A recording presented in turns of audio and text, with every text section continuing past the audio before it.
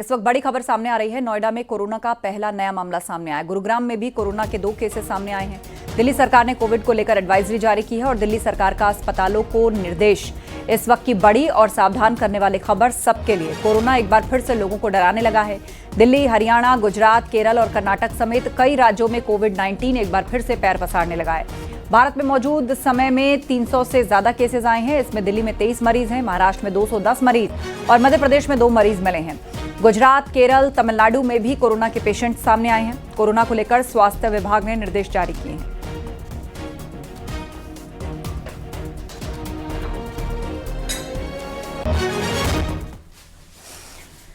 दिल्ली से खबर, भारत मंडपम में नीति आयोग की बैठक चल रही है। पीएम की अध्यक्षता में ये गवर्निंग काउंसिल की बैठक हो रही है और बैठक की थीम है विकसित भारत के लिए विकसित राज्य। बैठक में सीएम योगी और सीएम धामी शामिल हैं। नीति आयोग बैठक में कई राज्यों के सीएम शामिल हैं। सीएम योगी यूपी की उपलब्धियों का ब्यौरा रखेंगे। 2047 में विकसित भारत के लक्ष्य में यूपी भूमिका पर भी अपनी बात रखेंगे। तो ये इस वक्त की बड़ी खबर है। नीति आयोग की बैठक चल रही है भारत मंडपम में। पीएम मोदी की अध्यक्षता में यह अहम बैठक हो रही है। सीएम योगी और सीएम धामी इस बैठक में शामिल हैं। विकसित भारत के विजन को लेकर इस बैठक की थीम रखी गई है। ऑपरेशन सिंदूर की जानकारी देने और दुनिया भर में पाकिस्तान को बेनकाब करने के लिए सांसदों के डेलीगेशन का 2 ग्रुप्स जो है वो देर रात विदेश रवाना हो चुके हैं और कांग्रेस सांसद शशि थरूर और बीजेपी सांसद वैजयंत पांडा के नेतृत्व वाले सांसदों का ग्रुप देर रात रवाना हुआ और शशि थरूर का ग्रुप अमेरिका के बाद पनामा, ब्राजील, कोलंबिया और गुयाना जाएगा। वहीं वैजयंत पांडा का ग्रुप सऊदी अरब के बाद कुवैत, बहरीन और अल्जीरिया जाएगा और इसके साथ ही बचे हुए 2 ग्रुप्स भी आज विदेश रवाना हो जाएंगे। ये ग्रुप दुनिया में पाकिस्तान के नापाक चेहरे को बेनकाब करेंगे।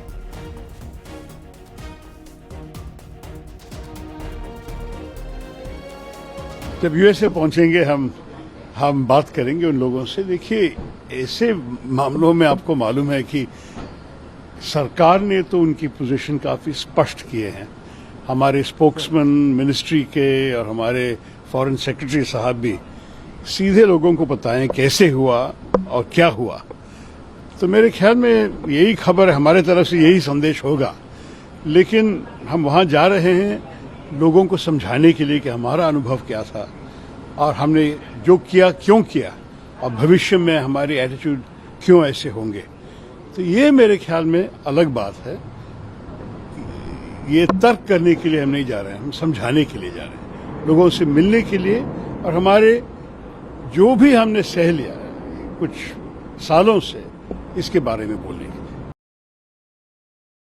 तो अब जाहिर है जो पहलगाम का वाकया हुआ, दर्दनाक वाकया, और जो पिछले कई बरसों से आप और हम जानते हैं कि हमारे पड़ोसी देश पाकिस्तान अपने ही मुल्क से टेररिस्ट कैंप्स को चलाता है, उसकी सरपरस्ती करता है, उसको सपोर्ट करता है और फिर ये लोग हमारे मुल्क में आकर यहाँ पर टेररिस्ट एक्टिविटीज करते हैं।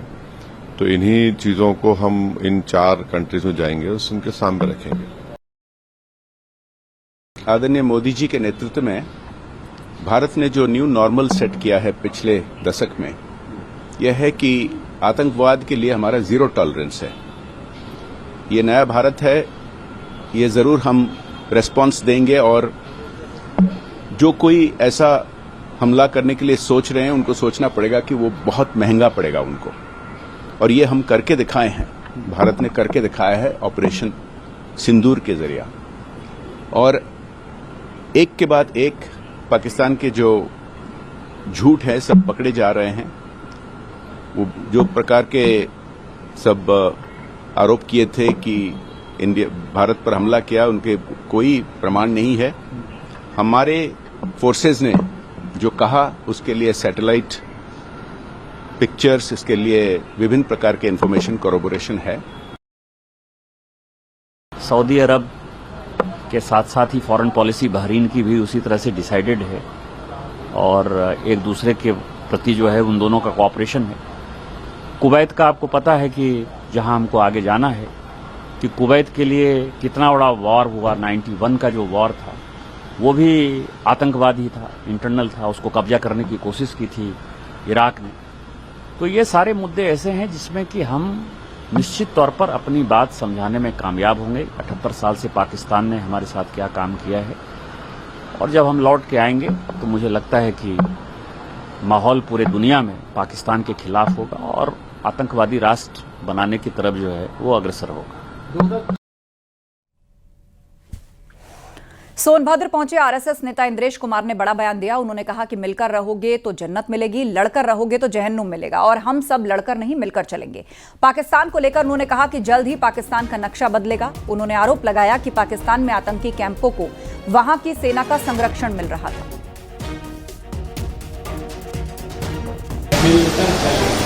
लड़कर नहीं, लड़कर नहीं, लड़कर नहीं, और नहीं तो जन्नत जाना पड़ेगा। मिलकर रहोगे तो जन्नत मिलेगी, लड़कर रहोगे तो जन्नत मिलेगी।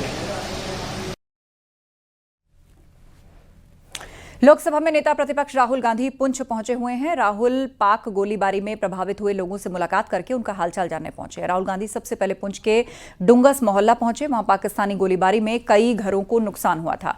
यहां लोगों से मुलाकात के बाद राहुल डुंगस मोहल्ले के ही उस क्राइस्ट स्कूल पहुंचे जहां पढ़ने वाले 3 बच्चों की पाक गोलीबारी में मौत हो गई थी। राहुल गांधी ने स्कूल जाकर वहां पढ़ने वाले बच्चों से मुलाकात की और उनके हौसले को सलाम किया। इसके बाद राहुल गांधी गुरुद्वारा सिंह सभा पहुंचे। इस गुरुद्वारे पर पाक की तरफ से भारी गोलीबारी की गई। राहुल ने यहां हुए नुकसान का जायजा लिया और पीड़ितों से मुलाकात की। अगले कुछ घंटों में राहुल गांधी पुंछ के कुछ और जगहों पर भी जाएंगे और पाक गोलीबारी के प्रभावित लोगों से मुलाकात करेंगे।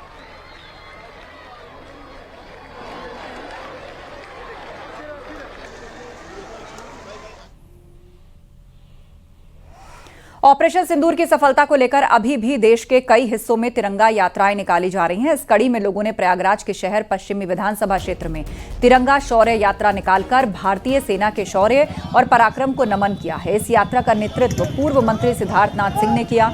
इस मौके पर सिद्धार्थनाथ सिंह ने कांग्रेस पर निशाना साधा।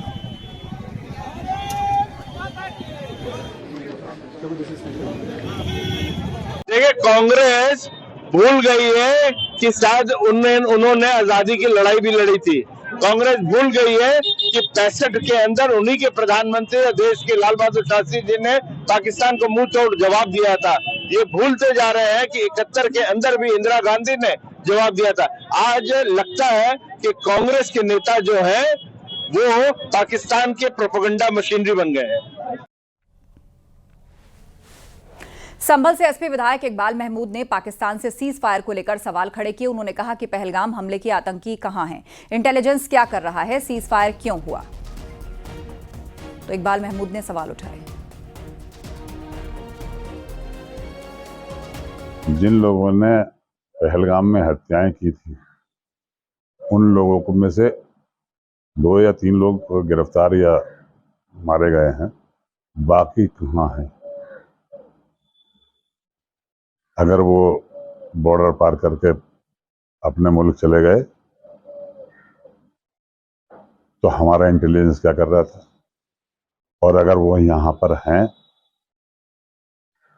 तो हमारे सरकार या हमारे इंटेलिजेंस क्या कर रहा है। क्या कारण था कि बगैर कोई सूचना के, बगैर उसे देश हतप्रभ रह गया, चारे चनक रह गया कि एकदम से ये सीजफायर कैसे हो गया। पाकिस्तान की तरफ से पेशकश आई और आपने मान ली फौरन।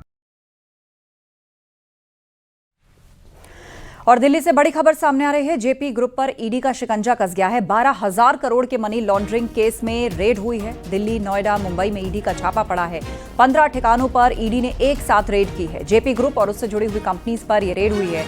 आपको बता दें, मनी लॉन्ड्रिंग केस में 15 जगहों पर यह छापा पड़ा है। दिल्ली एनसीआर में लगातार दूसरे दिन यह छापेमारी हुई है।